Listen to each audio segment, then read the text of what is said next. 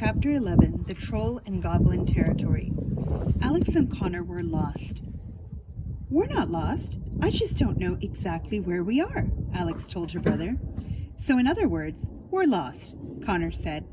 "All right, Connor, we're lost," Alex said and hit him with the map. They had left the Red Riding Hood kingdom in such a hurry they thought they might have taken a wrong path.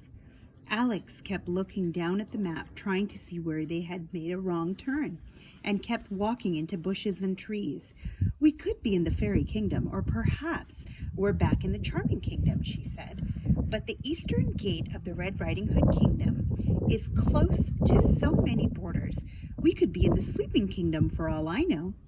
How is anyone supposed to find their way around this place?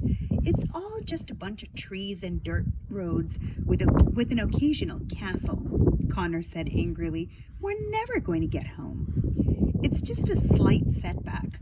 We'll be back on track before you know it," Alex said. "And exactly what track are we on?" Connor asked. "I hate to bring this to your attention, but we've only collected 3 of the 8 wishing spell items, and we have no idea what 2 of them are.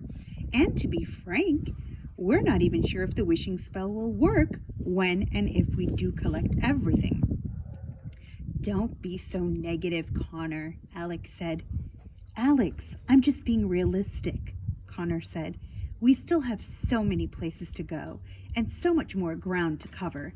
And after seeing that weird jungle woman in Red Riding Hood's castle take a chunk of the basket, we may not be the only one who's going after the wishing spell items. What if we don't succeed? Have you thought about what we'll do if we get stuck here?" She hadn't thought about it and didn't want to. She was afraid that thinking about it made it much more possible. Alex inspected the map further, tracing it with her index finger. "All right, I think I figured out what we did wrong," Alex said. "We? You've been hogging the map since we got it," Connor said. "All right, I think I figured out what I did wrong," Alex said, her cheeks reddening. "The path we should have taken is just on the other side of the forest next to us. We'll walk through the forest, get on the correct path, and then be on our way into the fairy kingdom." "Great," Connor said. They walked off the path and into the forest beside them. After walking for a while, they noticed that the forest was very still and eerily quiet. Too quiet, especially for Connor.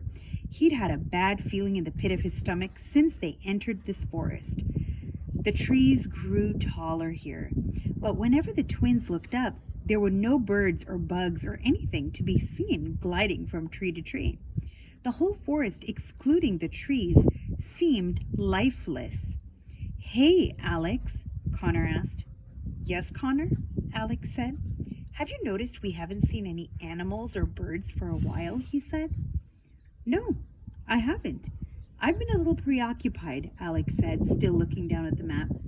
"I'm just saying, don't you think it's kind of strange we're the only—" "Ah!" Without warning, the twins were jerked suddenly upward and suspended in the air.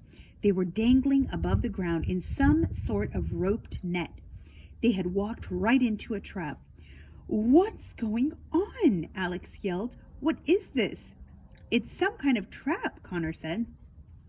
"Help!" Alex screamed. "Somebody help us!" Unfortunately for them, their cries were heard by the wrong people. 2 figures ran through the forest straight toward them. One was tall and lean, and the other was short and round. "Eghorn, we caught something," said the low, growly voice of the smaller.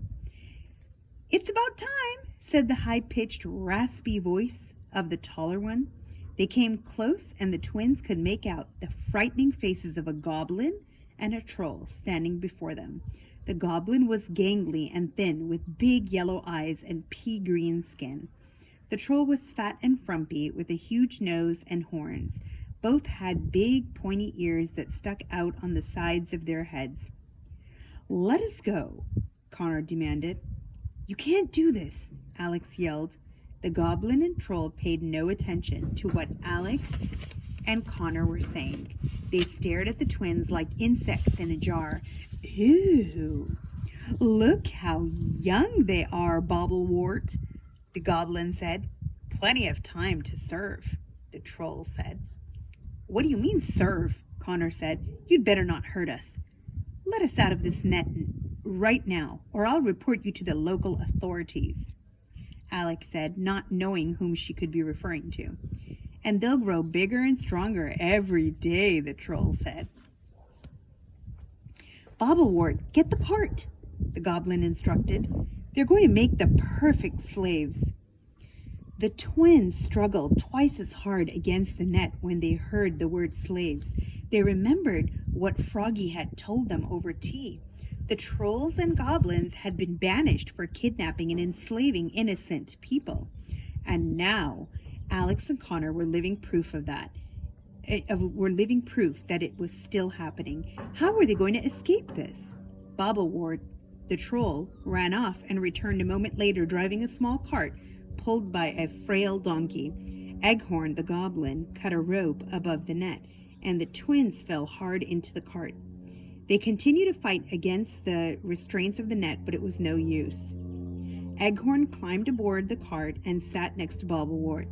They both took the reins and whipped the donkey belligerently until the cart reached full speed. They traveled for the rest of the day. All the twins could see through the net were treetops and skies zipping past them. Alex, what are we going to do? Connor asked, still fighting against the ropes of the net.